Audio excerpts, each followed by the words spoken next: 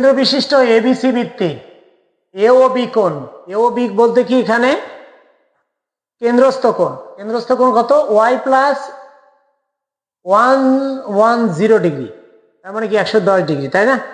আবার বৃত্তস্থ কোণ কত এসিবি, এসিবি কোণ কত 2y প্লাস 10 ডিগ্রি, এটা হলো বৃত্তস্থ কোণ।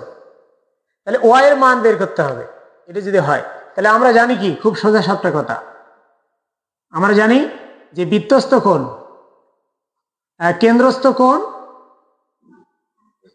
বৃত্তস্থ কোণের কি দ্বিগুণ 2 ইন্টু এসিবি।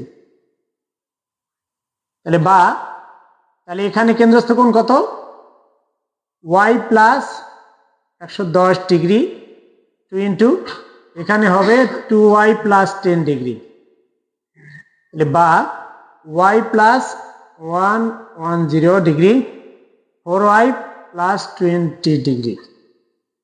তাহলে 4y এই y ও পাশে গিয়ে মাইনাস হয়ে গেল, তাহলে 110 এই পাশে থাকে, এটা এই পাশে এসে 20 ডিগ্রি হয়ে গেল, ঠিক আছে?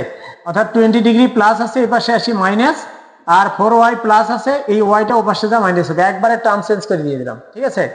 তাহলে বা 3y ইকুয়াল কত 90 ডিগ্রি, বা y ইকুয়াল কত 90 ডিগ্রি ভাগ 3 30 ডিগ্রি, তাহলে y এর মান কত 30 ডিগ্রি।